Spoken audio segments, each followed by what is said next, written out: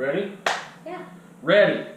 Okay, so this is on our new YouTube channel. I think I'm going to put it up on my channel as well. But we are starting a podcast. So I'm going to be recording through the GoPro and then separating the audio for the podcast.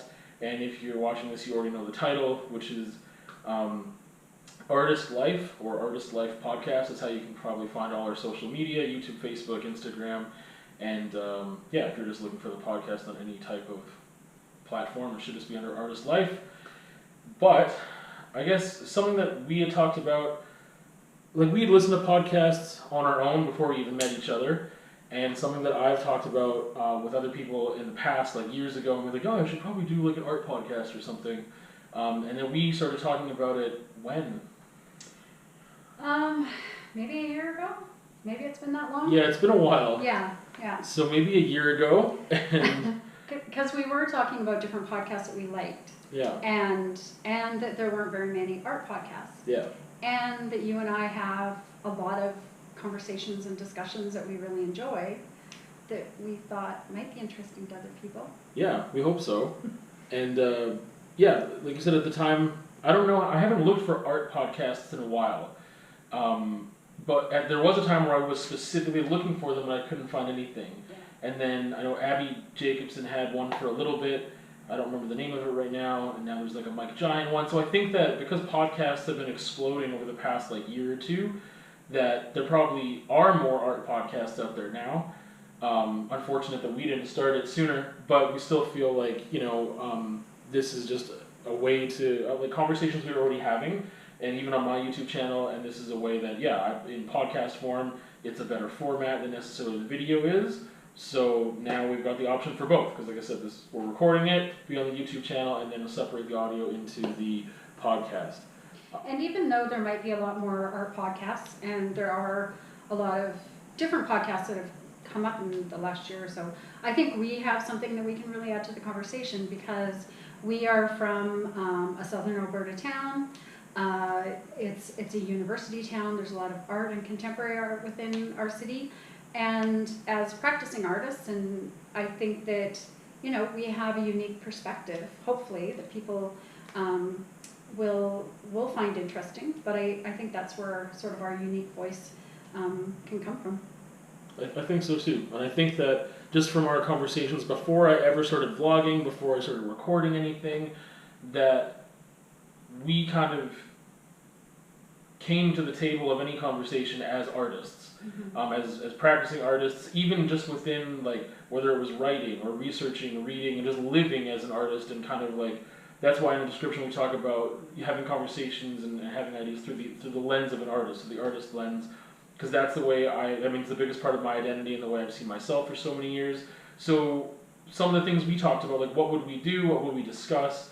And it kind of does have a range of just like, we could do an interview from time to time, but I don't think it's going to be an interview-based thing, unless we're interviewing each other kind of in a way. Mm-hmm. But of just like, a topic, it could be like, there's this quote the other day that I saw, and I really wanted to discuss it and kind of flesh out the ideas, or if it was a movie that really inspired some artistic thought.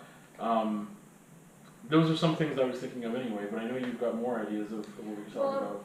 And I think when we were talking about podcasts that we enjoy or what we would like to talk about, it's sort of from that personal perspective.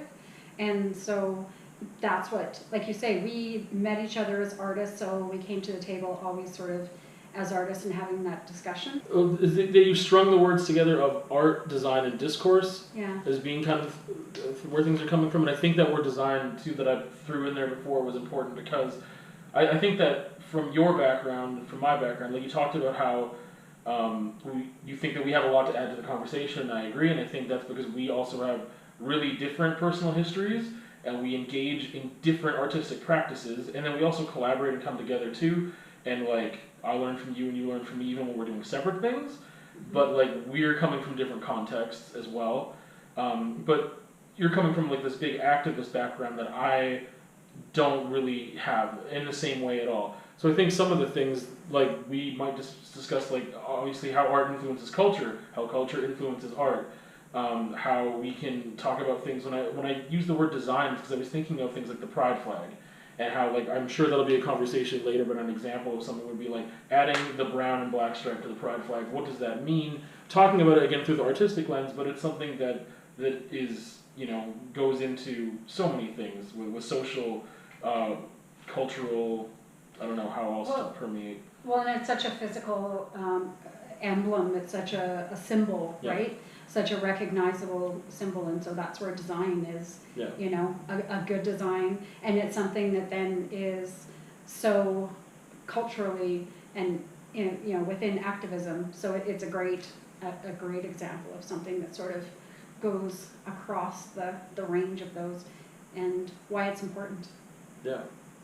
So that's kind of like, I guess wrapping up what I think that things would be about, or like an umbrella for what we're actually going to be discussing in a way.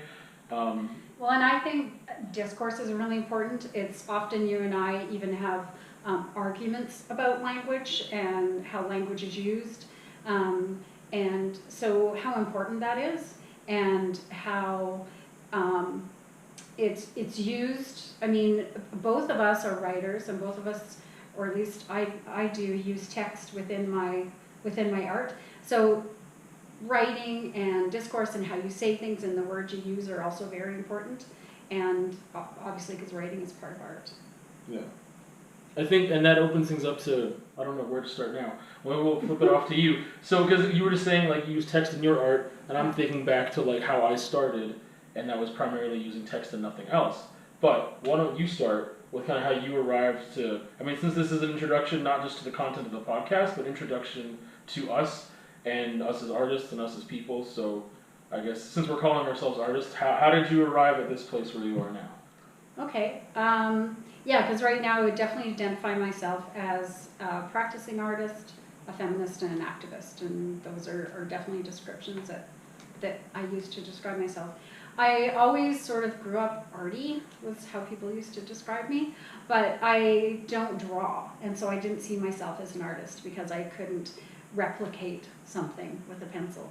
So when I was in university, I took creative writing, and that was definitely something that I went, and so I definitely went down that route and was a writer, and then just took an art course because I could take it within university, and it was like, here are my people. It was like, that was my space, it just connected right away, and realizing the different ways that art is explored. So it can be replicating something, right? This dog looks exactly like that dog, so it definitely can be replicating something, but that's not all it is.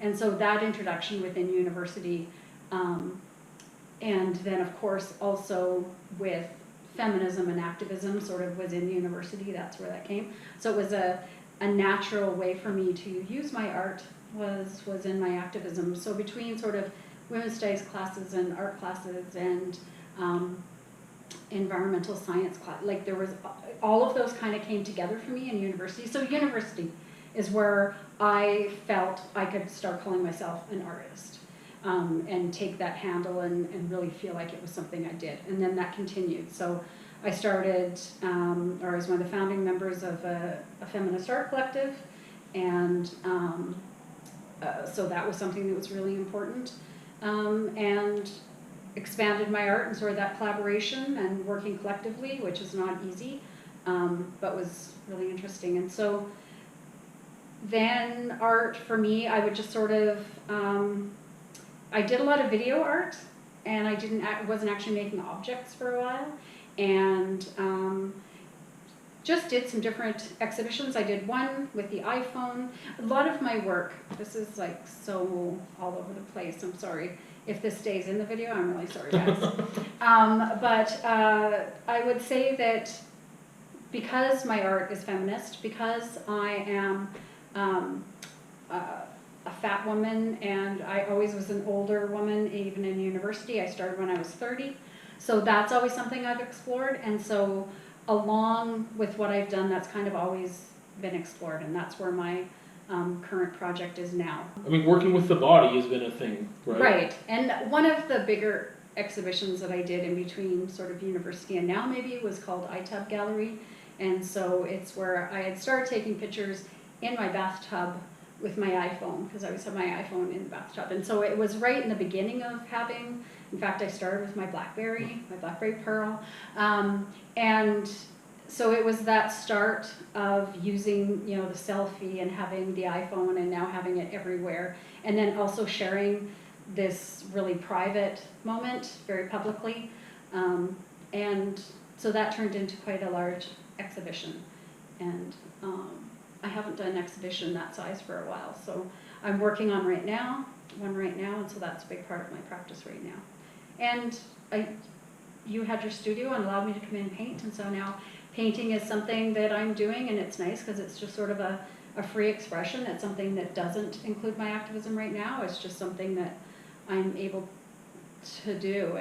It's abstract painting, and I really like it. So that's been added in. Yeah. Just keeps expanding. Like you said, you kind of got a late start, and I feel that way too, even though mine was much earlier. Mm-hmm. But something you mentioned that is important, I guess, for more the video than the podcast or the auditory component. But you mentioned the studio space, so like I acquired a studio space at a gallery here, and then we started sharing that space with Studio Mars, and now we're sitting in Studio Venus, and so now we just share both spaces, and just we've got. This is more of a writing and research space, and obviously we do our podcast, at least right now, on the space. Maybe we'll switch it up. But so we've got these two studio spaces that we work in. Sometimes we work collaboratively on a single piece. I think more of our collaborative work is still like within conversation and ideas. Yeah. And that's what I love a lot. Mm-hmm. So what about you? Yeah. So like I said, there's some similarities that I feel like I started late, but it was still earlier. And you mentioned text earlier in art as well. So for me, I don't think I was ever like an arty kid, or ever thought of myself that way, or even the other people did. I'm sure like most children do, like color and draw a little bit here and there without really any specific goal, just free expression. And I definitely did some of that, but not very much. Like it wasn't something that was like something I did in my free time at home. Really, it was very rare. And then I went to high school, and I went to a very small town. I moved there. It was a town of 2,500 people. I moved there in grade 6. We didn't have very many electives, so it was kind of like either take art or band in grade 7. My high school went from grade 7 to 12, so I decided, okay, I guess I'm going to take art, because I had never played an instrument before. I don't own an instrument. Those are money, and it was way more intimidating than art was. So I started to take art. And I took band. Yeah. What did you play? Oh, so typical. I played flute. I still play flute. Yeah. I think I probably knew every that, chick but in high school, right? Anyways. So I took art, but the thing was that didn't really do anything for me. From grade 7 to 12, I had the same teacher. And you just didn't connect with it? No, I didn't. I didn't connect with her, or she didn't connect with me. Yeah. Like I felt like the material that she brought forth was not engaging at all. And I guess that's the other thing too, is like art plays into, like I said, I think as an artist, like that's a huge part of my identity. But sometimes I say educator. So like I don't have a contract right now, but I am an art teacher. I had a contract for 1.5 years being a high school art teacher. And that was one of the reasons why, because I had really great examples of a poor teacher and a great teacher in my life in high school as a student. But anyway, the material wasn't engaging. I didn't even know I liked art. It was just doing a lot of still lifes and graph, like portraits or grid portraits. There's it was not engaging conceptually, and nothing really I don't know, we just didn't really have anything that caught my attention and made me think like, oh, art's really cool, or this is what art is. Like there wasn't anything challenging, and there wasn't anything exciting. So in that time though, I would just like write all over my binders. Just in grade 8, I started writing like poetry. So that was kind of my first art form, I think, was writing. And you'd mentioned for you as well, like writing is a huge part of your practice before any visual art, and or even activist art or guerrilla, stuff, or even performance. I think writing is something that you've had. Yeah, it was definitely my first, my first outlet, or my first creative way. Yeah. So for me, that started in grade 8, and then I also, like I said, I used to like physically just write words all over my binders, whether it was like quotes or like band names or just whatever cliche stuff I was doing in high school. but I really liked trying to like style my letters differently, and just had this like kind of unique script that I was building at the time, and I had no idea what graffiti was in high school. Part of it was being in a really small town or just not having exposure to this outside world. Like I didn't have, I mean, I had access to the internet at school, but that was it. We didn't even have a computer in the home, and this is before I had a cell phone, or I don't think many people, it was like expected, like, oh yeah, everyone's got a phone at that point. So I didn't even know what graffiti really was, and I was doing it legally. I was just doing it on paper and on my binders and stuff. And then, you know, I didn't really engage in any visual art until high school, or after high school, I should say. So I moved to a bigger city. I moved to Saskatoon, Saskatchewan, and within a year, I had met this guy who just like, he was like acquaintances of a bunch of other acquaintances I had. How old were you then? Yeah, I was 18, 19. I don't remember exactly when I met him. Probably, yeah, it would have been closer to 19. And he had his bus pass in like, it's like one of those little foldy insurance things that they give you for your driver's license. And he whipped it out, and he was going to go take the bus. And we were just chatting with him for a couple of minutes, me and my other friend. And I saw on his bus pass, it was like, I think it was in gold or silver, it was metallic, with a paint marker, and it said AAD. I don't even think I could read it at the time, but it was this like wicked hand style. It said AAD, and I was like, whoa, what's that? And he's like, oh, it's Art After Dark. It's this like graffiti crew I'm in. And I was like, what's that? And then he just like started to like school me, and he was like a couple years younger than me at the time, but he like took me under his wing, and we went out, and I just started writing graffiti all the time. And then from there, that's how I got interested in art. And at first, admittedly, it was not an art form for me. It wasn't really like, it wasn't about that. It was about just going out and tagging and like, I think it was more design than it was art, put it that way, which is a distinction I think we'll talk about later and maybe argue about. But it was more of just, I really liked creating the name and like doing these hand styles and just doing tagging. I wasn't doing like murals and like 3D and having a bunch of color and stuff. That's not what I was doing at first at all. I was barely doing any drawing in my book, in like a black book. But that was kind of what started it all for me, was kind of having that influence and access to like someone who was in this world, and then it just blew up. And it's very like underground culture thing, that it's just this amazing subculture that exists, that is a lot of the stuff that's really cool, but has nothing to do with art, in my opinion. But it was this community, there was a lot of things going on with it. I was going to say, community and culture, though, are really big, right? Yeah. And so, yeah. And especially for me at that time, too. Popular I'm just like, culture. Being in that city and not knowing a whole lot of people and whatever else. So that's kind of what started it. And then I started to see the artistic parts of it more than the design, or more than the illegality and vandalism part of it. Because, I mean, we had black books and people were doing like stuff in there. And just doing on paper and just like creating these amazing like pieces. So eventually, I got busted a couple times, and I decided to stop doing it.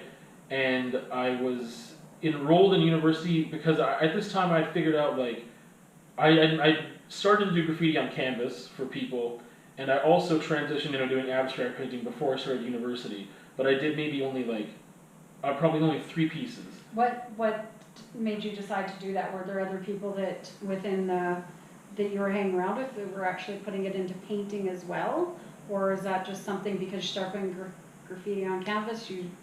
I don't remember the initial spark. I remember like people that were around me weren't doing anything painting wise. Mm-hmm. Like the very few people that I knew in the graffiti community that like knew well, the most that I think they really did was graffiti on canvas, right? Like, so I guess that type of painting, where they created a background and then did like a letter structure on top with paint markers, and that's what I was doing. But I don't think they branched out, people that I knew, into any other genres of art at all. But I had a stencil that I made that said FK, and I remember the first abstract piece I ever did, which I still have, was on like a shelf. It was like a shelf for like a TV stand or something, and I just flipped it over on the shiny side and just like, I didn't gesso it or anything, I just used spray paint because that's all I had, and just my fingers, and then this FK stencil in the corner, and just a bunch of colors. And what was FK for? Why an FK stencil? That was just the crew that I had started, which had very few people in it. So that was just like, I just transitioned from using that graffiti crew name into like my visual art persona, I guess. And yeah, so I mean, I started doing abstracts. To me, it was very natural because of I really loved splatters and drips and use of color and all these things that came with the tool of spray paint, which I was using for just like tagging, and that's what I had at my disposal. And then so I started working abstractly, and then I was doing a fine arts program. I was doing my BFA, and I got that, and then I went into the education program. But during my BFA, I got more and more and more into abstract. I got into doing human figure stuff. And at this point now, I mean, like from there to here, like I started taking photos just because I really enjoy composition, and like I'm trying to think. Whenever someone asks me what I do, I'm like I've been doing abstract the longest. Mm-hmm. I don't do much graffiti stuff now. I did some logo design and things like that for like musical artists and bands and stuff that I was in with those graffiti skills, and then also like digital art skills because I would put that into Photoshop and whatever, and then make logos and merch. But yeah, primarily now I paint abstractly still more than anything. Do some photo stuff. Yeah, digital manipulation sometimes. I don't do much drawing, but I mean, it's all. I think it's just whatever I need to do, and I think that came from doing abstract so long. Is like that's why we have like a plethora of like tools and weird stuff in Studio Mars of like a drawer of like there's hammers and like squeegees and like whatever else, because it's like in the studios at the U of S, it was just like sometimes I would just look around and I would just grab an object that someone else left behind and I would use it in this abstract piece. So I feel like in maybe a humble brag way, but it's like hard to pigeonhole me as an artist because I just like I've been doing all these other things, and like much like you've been doing all these other things in different areas for the most part and came to painting now. But there is that similarity of, I think, which is cool, of starting with words. Because the other thing I think that'd be good to mention is that it's not just visual art I think we're going to be talking about. It's whether it's movies and music and writing, because I think we both, I mean, you read much more than I do, but I still value reading so much, and I'm getting back into the habit again. And I found, just reading as a youth a lot. But now, I mean, like, just different things I'm reading or whatever, but I find inspiration from all these different forms of media. And and now I'm getting into my writing practice more so again, where I don't know if you ever even departed from yours because you still do so much. But like that's this thing that's really interesting to me too, that we started out that way and now it's still much of our practice. I actually did get away from writing, and it was when I got in here actually. So I'd used text and I'd done a lot of writing, and then I bet you for like, I'm gonna say like at least 6 years I didn't write. Yeah, like a long time. And then when I was in here and I just barely started painting, I took they had one of the things at SAG, writing about art. And it was sort of learning to write about art, but I was like, oh my God, writing. Like I just, even then I just started writing and like just putting words down. I was like, oh yeah, like this is it. Because I'd always, whenever I was working with my art, and so I would say now majorly I use photography is huge, and still performance, and then the writing and video, but probably photography and performance are my two big ones right now, and then painting just because I really enjoy it. But yeah, I had a huge gap of my writing, but I had a huge gap of my artwork as well. So I think so getting back to writing then also brought me, like, I think it was getting back into doing art. So those things are intrinsically, together for me. Yeah. So it's how I work things out. So even if I'm writing diaristically or just lyrics or just words, like lots of times I will just write words that sound good. Like I think words are like juicy and sexy, and like some of them just feel good in my mouth and stuff like that. And so, just even writing those down then to me is inspirational. But also then breaking all those down, and that's where I like the discourse part of it, and breaking down discourse about different things too is really important to me. But yeah, I think it's interesting because I mean we didn't come together because of like, oh, we have all these similarities. Like from a surface maybe when we first met it was probably quite different, it seemed like, because you did abstracts, you were a painter, I never painted. And then the more we've gotten to know each other, there are like just a lot of similarities. and how we see things. And then the things that we don't see the same are really interesting to me, and I like those conversations. Yeah, I think that's what makes any relationship of any kind be incredibly valuable, is having the differences there where you can challenge the other person, Yeah. and obviously having trust and stuff in your relationship to be able to do that in a way that's healthy. I think it slipped my mind what I was going to say about writing. Now I recall, because you kind of talked about themes of your work, and at first for me, like I said, my stuff was almost design based with graffiti and didn't really have much, and then it became a little political, very briefly, because of City Space, about how we didn't have a place to really go and write legally. We had one free wall. So I started almost politically just a little bit in a very community sense, a very like small world sense, I guess. But then really, it always got brought back to writing, because I had a big gap in my writing too. I was writing prolifically in high school, just super cringy stuff. But it was all about self-expression. It was all me. It wasn't really about anything else, or social things, or political things, or what have you.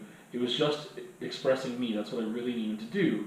And then when I moved to Saskatoon, I started doing graffiti and started doing visual art, and my writing just completely dropped off the map until I was in bands, and then I was writing songs, but I wasn't doing any other type of writing. And then in and out of bands for a while, any type of writing that was not a song just didn't happen for me. And then I started writing. I would think of one-liners all the time. It would just happen like that. Mm-hmm.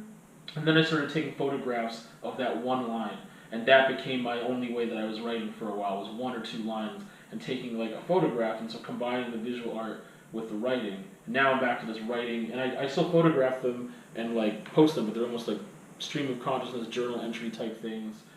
But it's one of the, sorry. No, go ahead. It's one of the nice things about Instagram, I think, because you can, it's a space to almost exhibit your work that way, right? Yeah. Because otherwise, I don't know, maybe you did exhibit it somewhere, but I know I've always kind of done things like that too, where I kind of photograph things, and you have this, and you have sort of these things that go together. Because what you're doing now, or what you were doing, you weren't exhibiting it probably, right? So you had these photographs of it, you had it.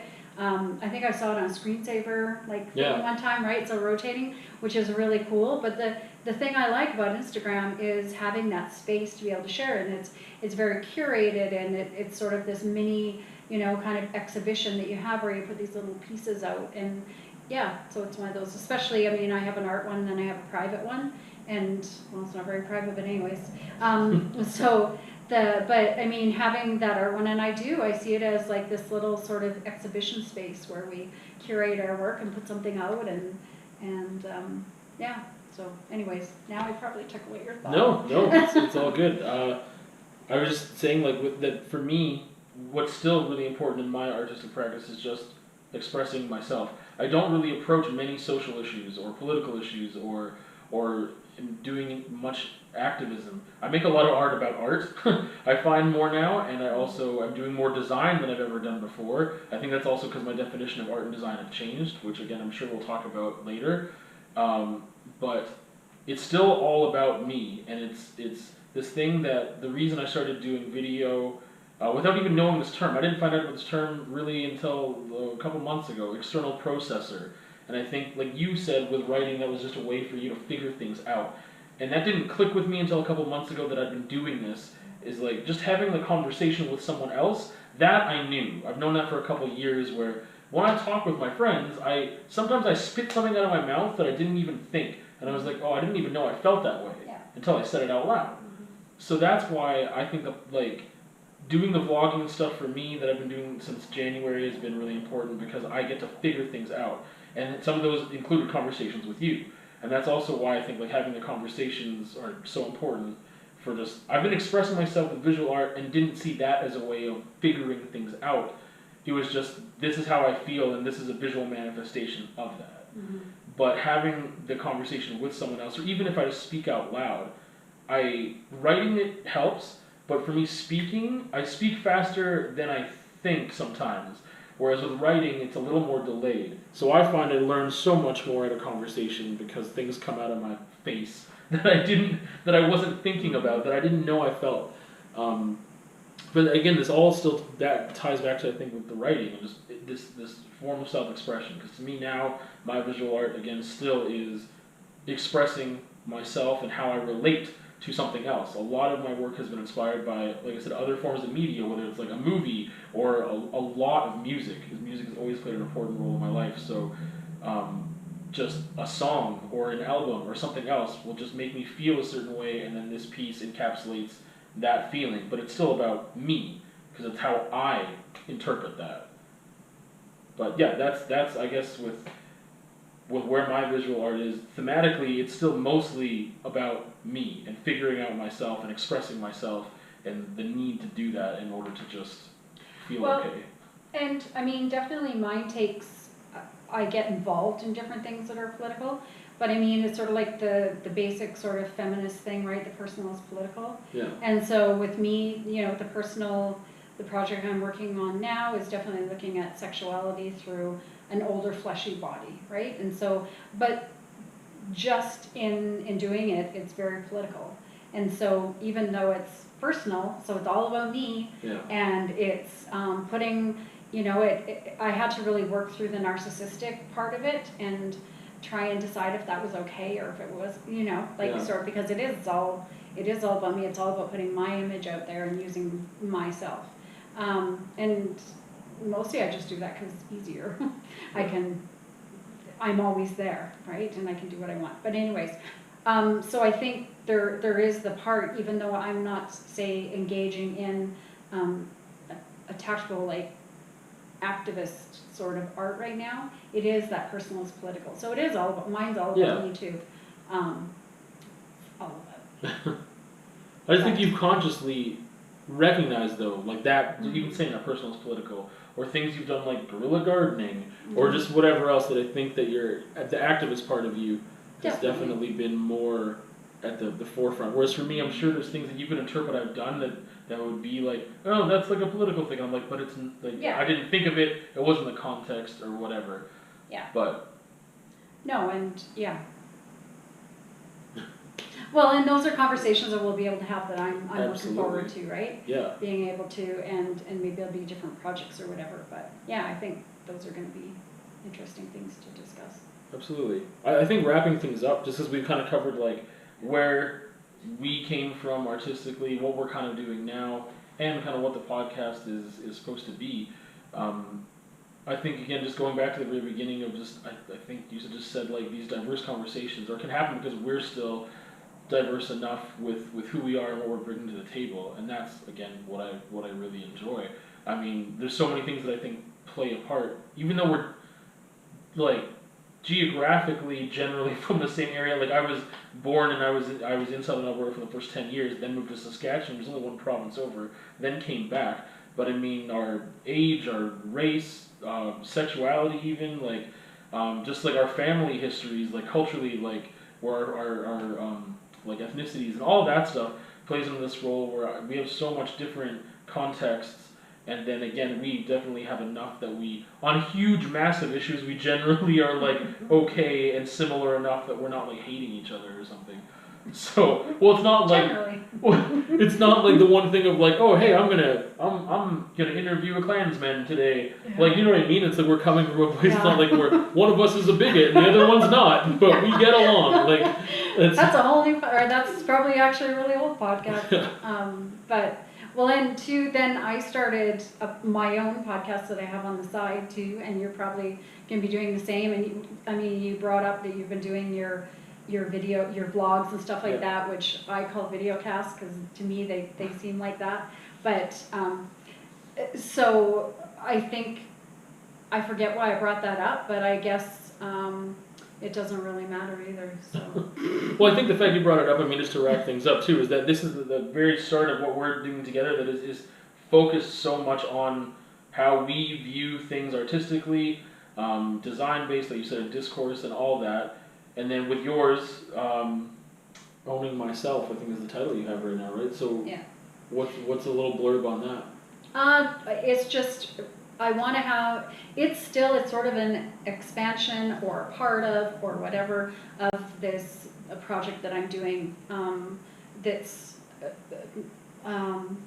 basically untitled right now, but I'm using on myself on the podcast. I don't know what my exhibition project's going to be, but it's right now it's that exploration of the older fleshy body. Actually, no, it's not. It's an exploration of owning whatever you're doing. And so I'm hoping to have guests on there that are also talking about that. So we're talking about my art, but also talking about what's going on. And so probably, just knowing me and how I am, it's probably going to be more woman-based and talking about things that way. But I don't know. I've only done an introduction so far, so it'll be interesting to see where it goes. Laura Lee mentioned I just realized we never said our names. So that's fun. Like an hour later, or wherever we are now. So there's Laura Lee and I'm John. If you didn't know that already. So yeah, Laura Lee said earlier that I mentioned too, like the vlogging and stuff I've been doing since January. I mean, right now we're at the end of July, so it hasn't been like a crazy long time. But and I am working on having my own podcast as well. And that's going to be way more all over the place without much of a focus, which is why I haven't started it yet, and why this was so much easier to kind of get rolling, because I think we kind of had a vision and a mission statement almost, and then we're like, yeah, that's what it's going to be, let's go do it. Whereas my thing was going to be more about just my external processing of everything, of ranting about silly things and being a crotchety old man. And yeah, sometimes you're a real crotchety old man. Sometimes, yeah. But, you know, I think it's interesting, unusual, odd, weird, I don't know. But when we were walking in to do this, we both said, I kind of feel nervous, I kind of feel weird. And I have felt through this, I think I have more like starts and stops than I usually do. I feel like a little bit more self-conscious of myself than I usually do when we have our conversations, even, our conversations on video. I don't know what it is about it. So it's something different and something I'm sort of going to have to think about, like in the podcast, sort of like, it's probably just because it's the introduction, it's the first one I'm doing and that kind of thing, but I do feel much more self-conscious. Yeah, I don't know, I keep thinking again, and it's one of those things I've talked about with doing vlogs of like, being aware that this is that someone else is listening, that someone else is watching or whatever, that, someone will be, one lone person, bored out of their mind. But that changes my actions in the moment, or even outside of this space. But especially even just going from video, like you said, to just thinking of the auditory, I'm thinking like there's nothing. I mean, with a video, it's not like we're moving around and super animated, but at least there's things to look at or whatever else. And ideally, I think more people will listen than will watch because we're not doing anything action based. Mm-hmm. But I'm also thinking, and I'm nervous too, of like, what if? Now, like, I don't like editing, right? So I think most of this is going to be, we started here and we ended here and that's kind of it. And I think we work really well, usually off the cuff and whatever else. But we'll get into a rhythm the more we do it too. Yeah. This is just an introduction and it will get better over time for sure and more fluid. Yeah. But I generally like the fact that we don't have a huge rehearsal thing. So we talked about too, I guess, trying to wrap it up again, that we would just kind of like have a topic, maybe one of us just initiates like, hey, I want to talk about this when we do our podcast, or like when we get together Saturday or Sunday, whatever. Like, what do you think about this? Introduce a topic, and then we're just not going to discuss it any further until we sit together here and then actually discuss it.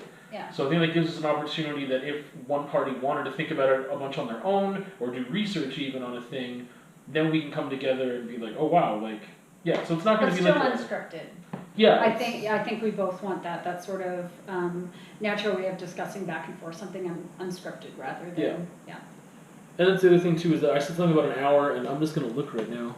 Oh, we're 40 minutes, less than I thought. Yeah, me too. That's good. It felt longer because we were so nervous. Yeah. And some of my favorite podcasts, they do not have an end time, right? Mm-hmm. Like it's just like the conversation goes on as long as it needs to, and I think that it might get. As long as we don't get too convoluted and fly off the rails, then I think like maybe about an hour or something would probably be where it lands, but I would never want to restrict it to that. It's just going to happen as long as it needs to be, or as short as it needs to be. Yeah. But I especially have a tendency to be very verbose and rattle on about stuff, so that's something I need to work on too. Yeah, it'll be... We're always open for feedback, right? Absolutely. So that's always nice to have so that we can see, because sometimes we see ourselves differently than other people do. So we might think we're talking too much about something, or not enough about it. I don't know, it's nice to have feedback. Yeah. So. So that was our introduction into Artist Life Podcast. We're going to be releasing every Tuesday, just once a week, as right now anyway. Maybe we'll increase that, who knows. But once a week, every Tuesday, and we would love to have some feedback. So either through YouTube, where you can find our Instagram account, our Facebook page, you can just look at our Artist Life. Anyway, or our email as well, which is artistlifepodcast@gmail.com. So you might want to bring up just like, oh hey, maybe I can't find it on this podcast app if you're watching this on YouTube or wherever else, or giving us feedback about how we can improve things, or even suggestions on what we could talk about. That's what I was going to say. It'd be nice to have suggestions on what an audience might find interesting. Yeah. I know we've got a lot of things. I have a list of things that we could be discussing, and we'll always find more. But we would love to hear from anyone who is watching and or listening about anything. Okay. Bye.